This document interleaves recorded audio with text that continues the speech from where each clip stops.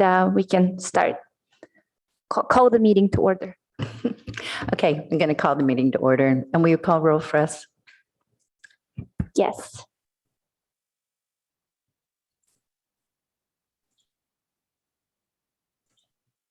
Just a moment, sorry.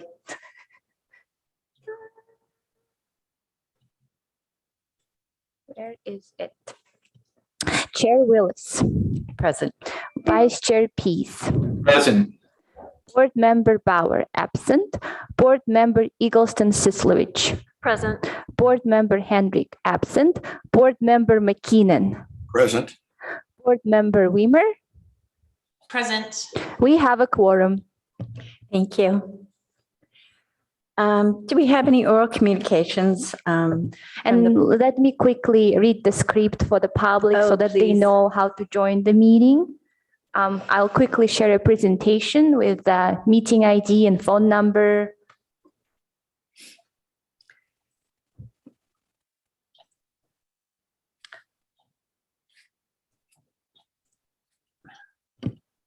During the meetings, members of the public may provide live public comment by submitting a speaker card prior to start of the public comment.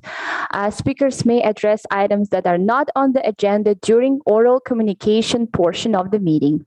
If a public comment speaker wishes to speak on more than one agenda item, please indicate so on the speaker card.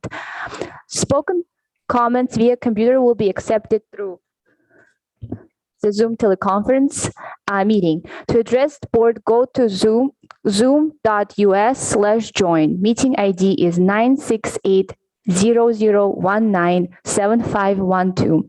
When you wish to speak on the agenda item, click on raise hand. Spoken public comments using a smartphone will also be accepted through Zoom mobile application.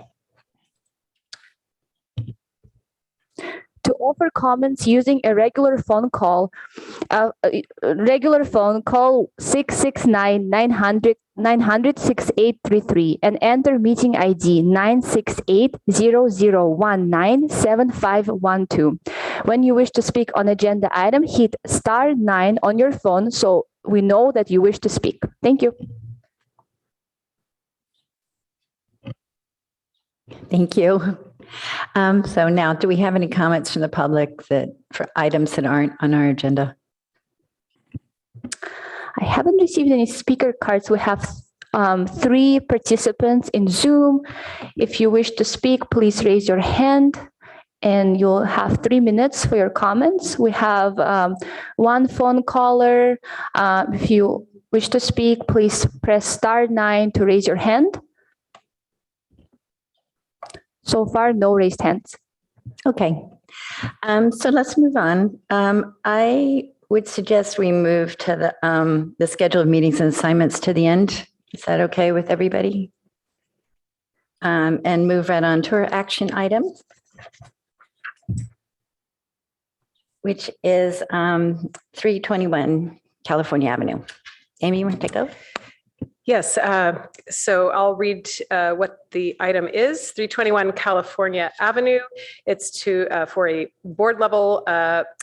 minor level architecture review application, which we're bringing to the HRB to allow modifications to a National Register eligible structure. And the project includes removal of non-historic addition and at the rear and construction of a new dining pavilion, bar, and courtyard. The project also includes a reconfigured parking lot and spaces and a new trash enclosure. This is in the California Avenue Business District, Zone CC2RP. The project planner is Claire Raybold, and she is here to present. Welcome, Claire. Good morning. Thanks so much, Amy. Good morning, board members. The project before you today, as Amy mentioned, is 321 California Avenue. They're requesting a board level historic review and minor architectural review for this project. Project location is in the Cal Ave district. It's on California Avenue and Birch Street. And the existing, this is the former the Antonio's Nut House. is the former use. And the building was constructed in 1938 as a Safeway grocery store. And there was this 1969 concrete block addition that was added later for a card room that was later used for pool and shuffleboard. And the location you can see along this mural is the location of Antonio's Nut House. So a bit of background about the building. It was deemed eligible for the National Register of Historic Places under two criterion. Criterion A, because this represents a dramatic shift of retailing in general, particularly grocery retailing, accommodating an increasingly automobile-based society, also an early example of a major chain Safeway. And under criterion C, this building is significant as an early example in Palo Alto of a new building type, the supermarket, which was larger than earlier food stores and was designed to facilitate automobiles. This building is a rare example of a once common type, a supermarket, to retain its original character. So with that, just a brief overview of the project. The project is proposing demolition of the 1969 concrete block rear addition, which is not considered part of the historic building, and other modifications to the building and the site, which include the replacement of the existing awning at the front of the building, right here. The replacement of front and side doors, addition of new window openings along the Birch Street facade, landscaping, a new refuse enclosure at the rear of the building near the public parking garage, rooftop mechanical equipment and associated screening, and consolidation of parking areas into a single area at the rear of the building. And a request for a parking modification associated with that. So this is a visual of what the new design would look like as viewed from Birch Street. So brief historic considerations of the project. The city's consultant, Page and Turnbull, evaluated the proposed project and recommended they looked at an initial design and recommended modifications to better comply with the Secretary of Interior's standards for rehabilitation. So some of the revisions that were made between the original design and the project before you today included retaining the existing historic canopy on that northwest corner of the facade, on that corner of Birch and California. Eliminating the proposed new window opening that was immediately adjacent to the northeast facing side at the entry door, shifting the rooftop equipment toward the southwest property line to reduce the height of the equipment and the screen above the roof surface, and providing a solid screen for the rooftop equipment. So per Page and Turnbull's review of the revised plans as set before you today, the project is consistent with the Secretary of Interior standards. And then this is just a quick summary, if we want to return to it, of what they summarized as to why it meets the Secretary of Interior standards.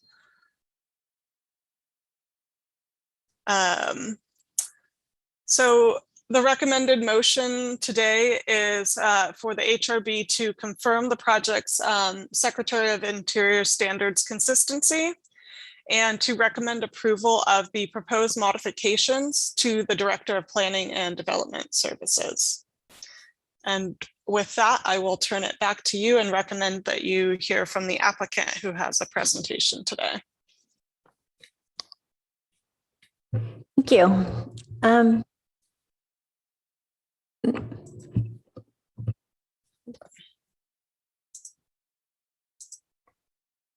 Oh, sorry. Would the applicant like to present? Apologize for my microphone. Yes, I would, Chair Willis. Let me, my name is Ken Hayes. Let me share my screen, make sure all that's working. And I am, it says I'm sharing, so can everyone see that? Great. Perfect. Thank you. Good morning, Chair Willis, members of the board. It's great to see you again. It's been a couple of years, I think, since we've been before you. I want to thank Claire for helping us bring this application to you this morning. I'm also joined by a couple fellow panelists, Mason Hayes, the project designer with Hayes Group, and Dan Affleck with SWA Landscape Architects. I'll be doing the presentation. They're available for questions if they arise. The presentation I'm presenting for our client, Storm Land Company, and Kara Harrison should be listening, I think, although I didn't see her on the list of people attending. Hopefully she's with us. So some of this will be redundant. The site is in the CC2 RP overlay district, as are other parcels in the CalLab area. The R and the P stand for retail and pedestrian overlay. As Claire pointed out, the site's on the corner of Birch and CalLab. Behind the site is the City of Palo Alto's new parking garage. The building was built in 1938 as a super drive-in market for Safeway grocers. And was last occupied by Antonio's Nut House, which shut down in 2020. This is a view from CalLab on the left. On the right is a view from the corner of Birch and CalLab. A couple more shots from Birch Street on the left. And the other one there is from the rear, Jacaranda Lane, and shows the concrete block 1969 addition that was pointed out. Page and Turnbull has done their analysis. The building's not on the national, state, or local inventories, but is eligible for national, as Claire had gone through, for criterion A, events, and C, architecture. Some defining features are the rectangular plan of the existing building, the one-story massing with the roof. It's actually not a flat roof, but the reinforced concrete post and beam construction, stucco cladding on the outside, the long horizontal metal awning in front with kind of a decorative edge to it. The parapet walls with this really interesting zigzag fluting, steel frame plate glass windows at the front and a little bit on the side. And there was a side entrance that led to the parking lot. And of course, the ceramic tiles that are along the bulkhead below the windows are being main character defining features. Some of the non-character defining features are on the right-hand side, and I'll get into more detail on those later when we walk through the project demolition.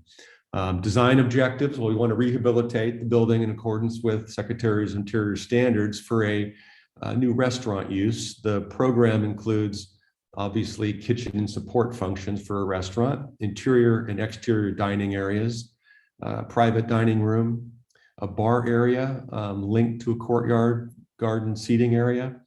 And we wanted to reposition and make the parking less obvious and move the parking somewhere else on the property. The design concept was to work in a complementary modern style that's differential and distinct from the historic building so you can tell it apart.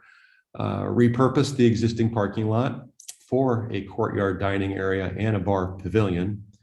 Blur the edges between the pavilion and the existing building and create porous edges between all of the various elements and transparent walls.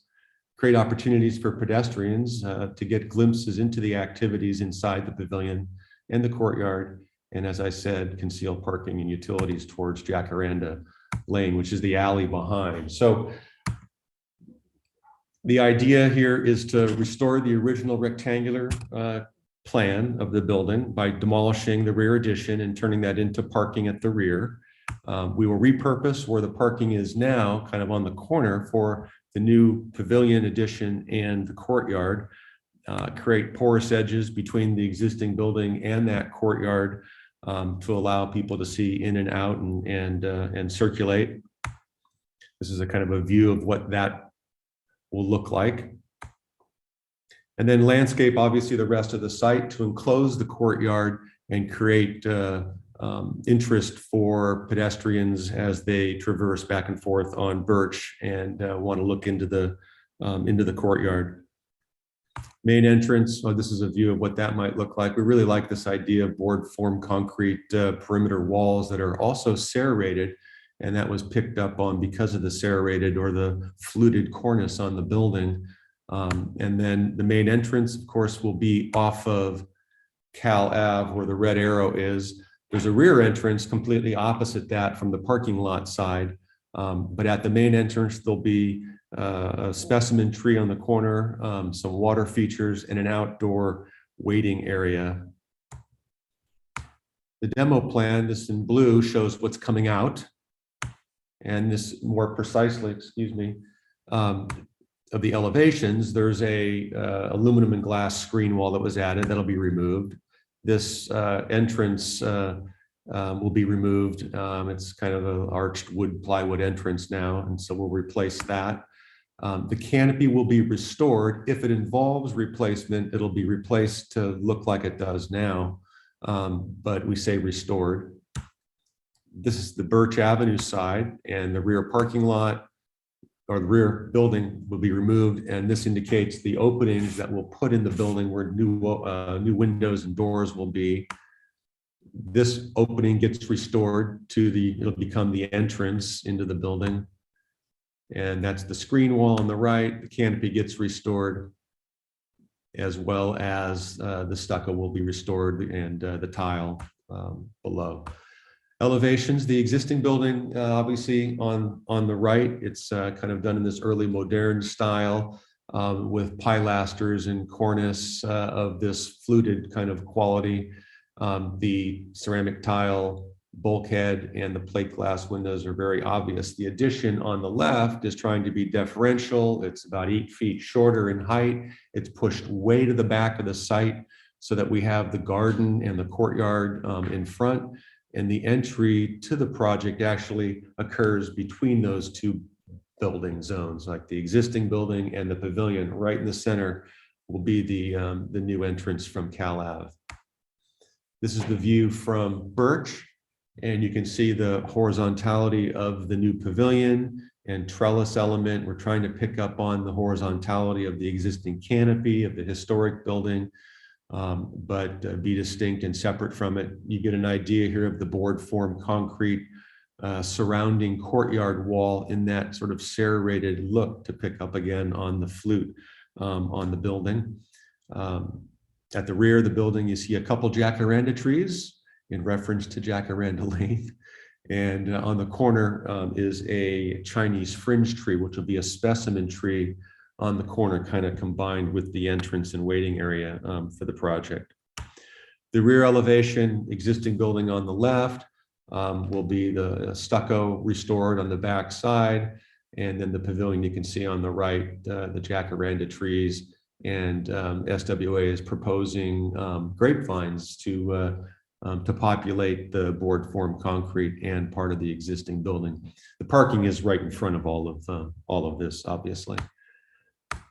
Materials, board form concrete for new exterior walls on the pavilion and the surrounding courtyard.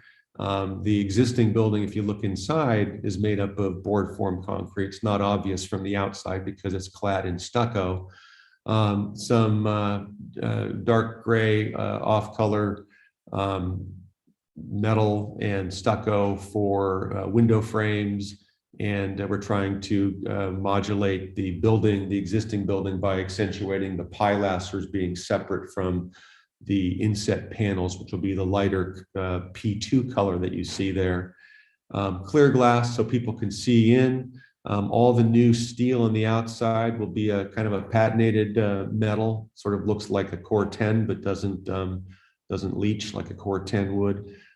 Restore the existing ceramic tile that you see there on the right-hand side. And then we have some accents of wood, which you'll see in the bottom side of our canopy and in one of our rear entrance, basically, into the building. I'll just run through some renderings and we'll wrap it up. So sort of an overview from the corner. You see the Chinese fringe tree, which is the specimen tree in the corner. There'll be some California lilies surrounding that. Running down Birch Street to the left is our serrated wall that allows people to kind of get glimpses into the courtyard and also over the wall. The planting there will be fescues and fountain grass. You can see olive trees that'll be specimen olive trees in the courtyard. The historic building is really pretty much revealed on the right-hand side with the main canopy element and the plate glass windows and tile portion of the building. The view from Birch, just to kind of get an overview of the project. And then this is how the building will open up, how the courtyard will open up and feel. And so we'd love to be able to make those kinds of connections yet when someone's seated, provides some sense of privacy. So the wall that is surrounding the courtyard and defining this building edge is at about 4.5 feet. The canopy above is where that wood is introduced, and that carries into the building. You can't see that. A view looking the other way gives you an idea of the serrated edge. The main corner with the historic building featured on the right, where the main entrance is, and the seating area, and that Chinese fringe tree on the corner. And then just if you walk down Cal Ave and look kind of northeast, you see the board form concrete and the wood barrel vaulted structure on the inside of the building. I'm not sure why the historic report said flat roof, but it's a barrel vault, wonderful structure on the inside, and you see the tile base to the building there. And the main entrance, showing the seating area, the fountain beyond, and the main entrance really occurs under the existing historic canopy, which we think is kind of cool. And I think that's the last view. It shows the fountain. Oh, view from the courtyard. And that is it. So look forward to any questions you might have. And SWA is present as well as my office to answer any questions. Thank you. Thank you. Do we have questions from the board?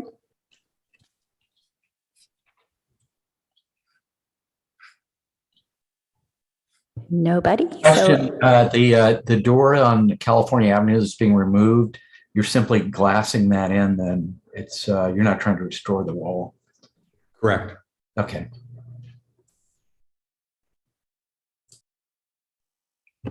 Anyone else? I just have a quick question. My question is more for, I guess, the staff. If this is currently a potentially eligible or just eligible building, how is it then reclassified after the modifications have taken place? I was just curious about that.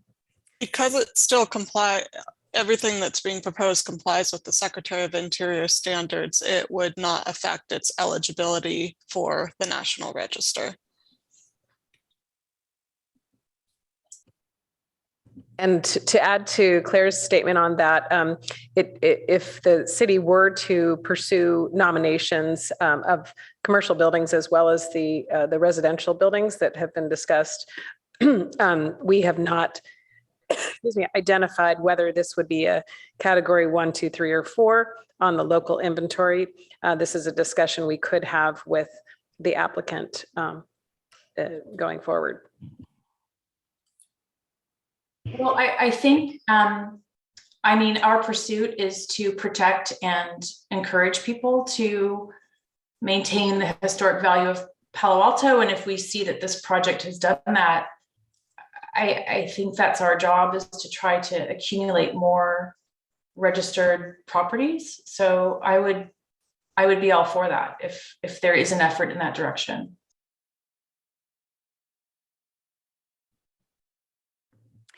Thank you, Margaret. Do we have comments from the board? I have another question about concealing the equipment above on the roof.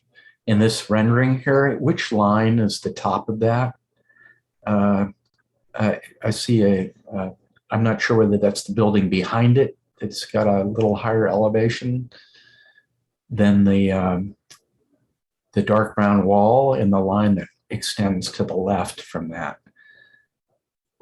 Which is the height of the equipment on the roof? That's it. Okay, thank you.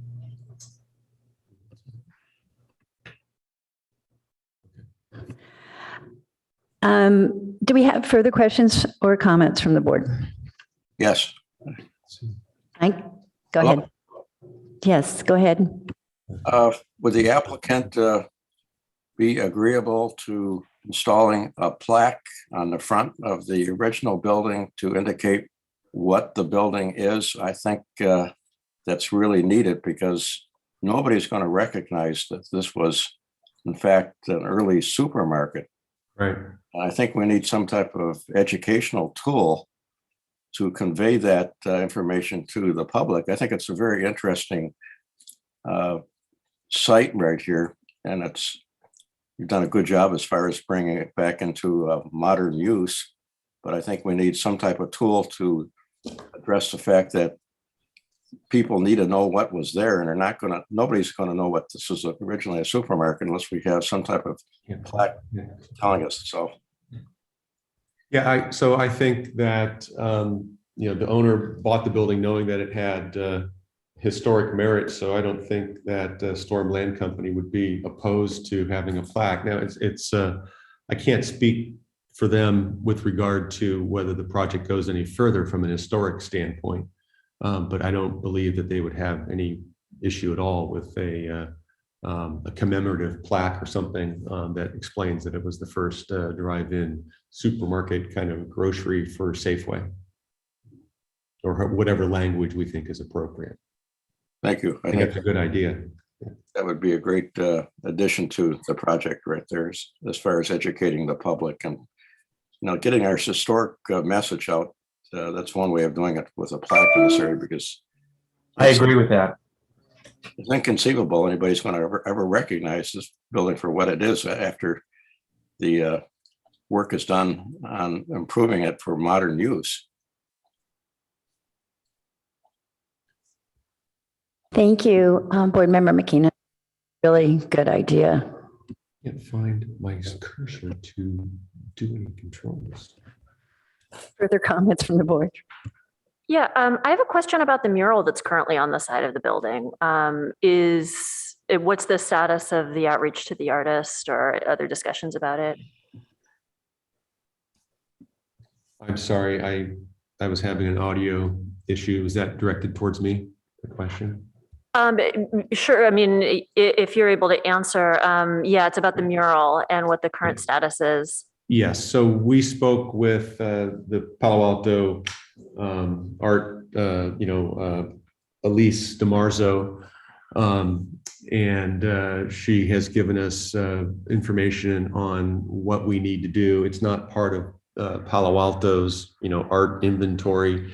We will need to comply with requirements of notification to the public, as well as notification to the artist 90 days before any demolition would take place, to give them an opportunity, the artist potentially an opportunity to photograph it or do something to, that they choose. But there's no protected status on the mural. And I'll just add to that I did speak to Elise DeMarzo as well, and she did indicate that we do have photos. They went out and cataloged this art, even though it's not part of our public art collection. So the city doesn't really have any involvement in this particular piece of art.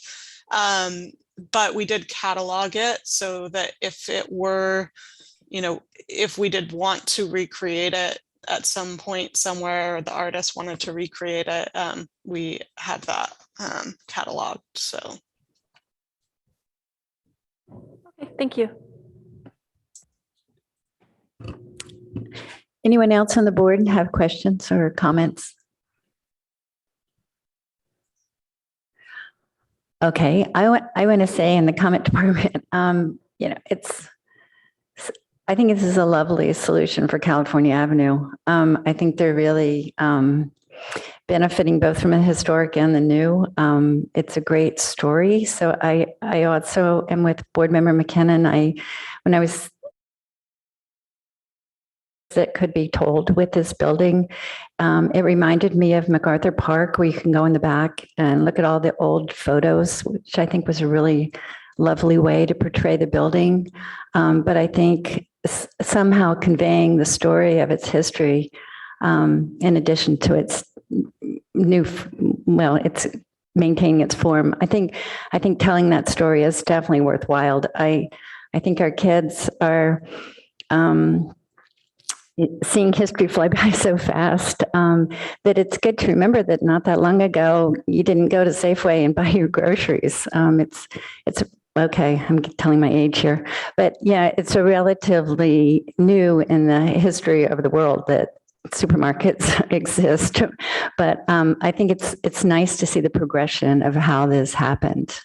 So I'm really pleased with the project. I would love to see some written history incorporated or visual history incorporated. I think that would be great. But I think it's going to be a wonderful addition to the neighborhood. And thank you very much. Anyone else? I would absolutely second that. I think it's great looking. It's still a great nod to the existing era of the building. I love that you incorporated the board form concrete because that was a character defining feature of the original building. And I love how you've stepped that wall because that echoes the stepping of the parapet wall. I think it's well executed. It's going to be a huge improvement on that corner. I drive by that corner all the time. Great. And I love how you've created the solution where the corner is a usable space and a garden space and not parking like it is now. So that was a brilliant idea to put the parking behind the buildings. So I think it's really well done and I absolutely support this project. Great, thank you. Anyone else? This is Christian. I'd like to move that we approve this project. Okay, Christian, you want to go ahead and incorporate the language that the city suggested, or if you have any modifications?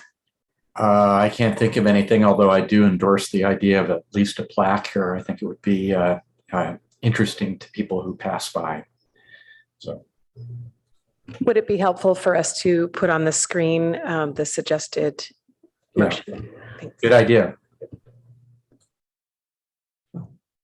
It's because they were controlling me.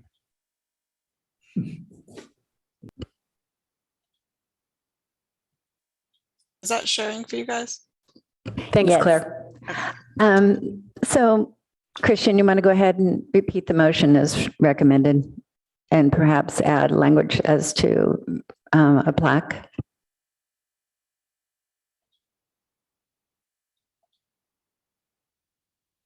Do you want me to do it, Christian? Yeah, go for it, Margaret. On behalf of the HRB, I would like to state this motion to approve the project with the suggestion to include a historic plaque to reference the historic past and to educate the public on the original building. Excuse me, would we also like to include the statement about the project's consistency with the Secretary of Interior standards?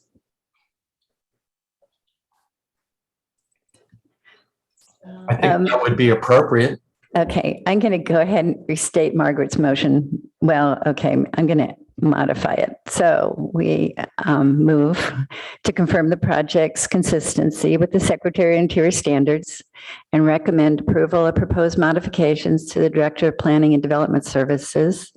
In addition, we would recommend that there is some indication of its history in the form of a plaque or other appropriate means. Do I have a second? I'll second. Thank you. And all in favor, do we need to roll call this one? Yes. Okay. Let me do that. Chair Willis. Vice Chair Pease. Yes. Board Member Eggleston Sislowich. Yes. Board Member McKeenan. Yes. Board Member Weimer. Yes. Motion carries 5-0. Thank you. And thank you, Mr. Hayes Thank you very and much. crew for doing such a great job protecting our historic resource. We appreciate it. Great, wonderful. You're welcome. Great, thank you. Thanks, everyone. Have a good day. Thank you. So let's go back and talk a little bit about our schedule since we or here and there. Summer arrives. So June 30th, we're already missing a couple. Amy's not here. It would be a special meeting since we have already abandoned our other two meetings in June. But since we're already 2 down and Amy is not around to prepare a staff report, I'm wondering if it's viable to think about June 30th. I won't be able to attend either. So. Well, that would do it. Okay. Yeah, unfortunately. Okay. May I just restate, clarify the 2 meetings in June. The first meeting, just a reminder to everyone that is the California Preservation Foundation conference that conflicts with that day, the first meeting, because we could have a meeting with another member of staff if the board desired. But I think that day is definitely, I would highly recommend conferences that we can send members to. Didn't mean to blame you. No, sorry, I just want to make sure. Stating a fact. Okay. Well,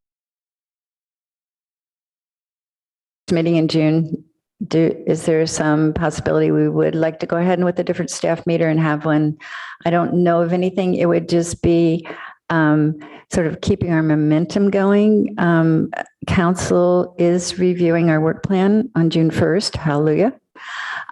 So hopefully we will have the go-ahead and direction on updating the inventory. And I think there is a lot of work to be done with it, whether we do it in conjunction with our consultants or not. I mean, I think that maybe we do want to wait till we have our consultants fully on board to kind of guide us, because I think, for me at least, I want to put a process in place. I mean, it's not enough for me to just add these properties to the inventory. I would like to develop something that we can then go forward and keep our inventory more up to date than we currently are managing. Any thoughts? I'll just jump in again to say that we have been stating that we are canceling those first 2 meetings in June. So, yeah, okay, just make sure. Okay, it's done. Excuse me. So the meetings are canceled. So I guess my question then is, should we go ahead and cancel the special meeting, or should we go for it and use the opportunity to just regroup and get organized before we barge in, hopefully in July, with our inventory update? Any thoughts?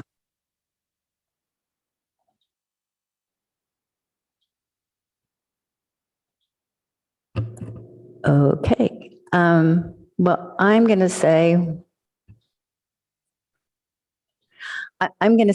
let's go ahead and cancel it. And I think instead, I'm going to try and get together with everyone, either in small groups or individually, and work on the things that I think we will be barging into when we start with the consultants. So, how to approach our inventory update, where do we stand on approaching homeowners?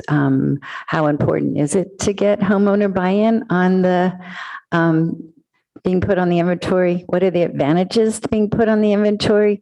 Or what are the effects? I think Amy had a conversation this week, I believe, or last, with a homeowner who wanted to get on the inventory. I think it would be good to have it in writing. So, like, depending on what your category is, if you're commercial and you're a category 1, let's just have a informational sheet. If you're a homeowner and you're a category 1 or you're category 4, informational sheets for each one. I just think the information as it stands is very hard to sort through, even for me.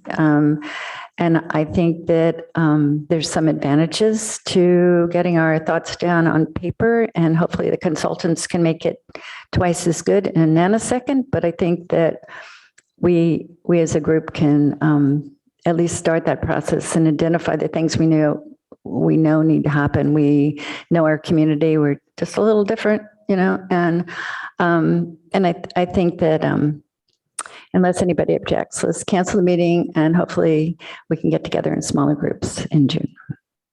Do we need a vote on canceling that special one? No. Does anybody object to canceling the special meeting at the end of June? Don't see anything. Okay. So anything else on the schedule? I guess one thing I would like to say, if you're going to be remote, if you can just email me the night before, so I have kind of a vague sense of who's in chambers and who's going to be remote, and where we're looking for people when the meeting rolls around. Okay, I know I'm saying this the wrong time because we're not meeting again until July 14th, so you will need to be reminded, but hopefully I'll remember to remind you to do that. So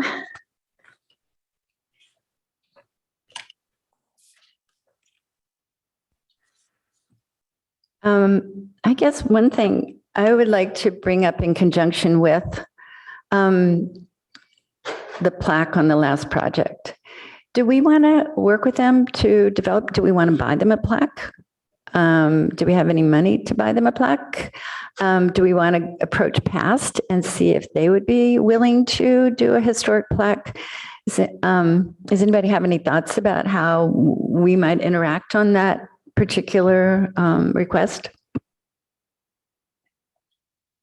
I think we could at least do a mock-up or try to work on the wording, like what would the plaque say? I mean, that and use that as a suggestion for them or a guide, kind of guidance. I wonder if, I don't think it's imminent. I wonder if we might agendize this because we've already closed that item.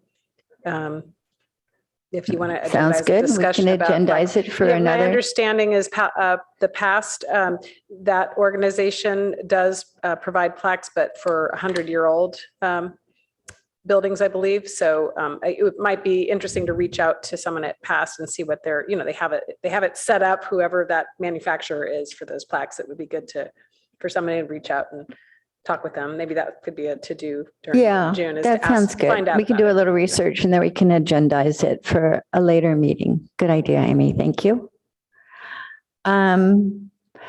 So do we have any subcommittee items that people would like to discuss? I guess I was talking to Alyssa a little about the mapping and realized that there's a word we're not using right now that might apply to the mapping. And that it might be better to hold off until we at least get through the council approval.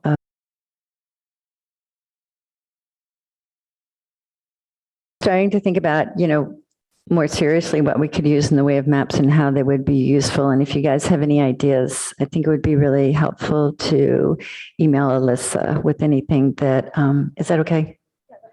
With anything, things you want to be able to sort by, age or architect or, other things, commercial, residential. But, any ideas you have on what the mapping should do would be really helpful. And then as far as the inventory goes, I think we're all just in a holding pattern waiting for approval to go forward from council. So anybody else on subcommittee items? So board member questions, comments, announcements before we adjourn.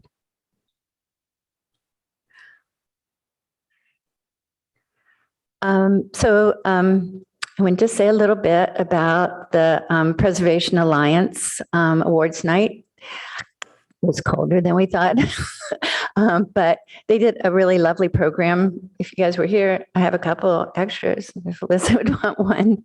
I think it's a good thing to think about. I think it probably will be an annual event. It was a nice time to gather. It was a beautiful setting. If you guys have not been to the San Jose Historic Park, I think it's worth a trip. I need to go back in the daytime when things are opened. But I was a little surprised that I hadn't been there before. It's really quite lovely. So I think it was a really nice gesture. Carolyn George was really pleased, as was past. So I think that was a very successful event. And I think that's my only thought. What else we got? Anything? So do I have a motion to adjourn? Oh, come on. Okay, I'll move to adjourn. Thank you, Alicia. And thank you. Okay. And can we do this ayes and yays? Okay. So everyone in favor? Aye. Aye. Aye. And opposed? Thank you all for joining us today.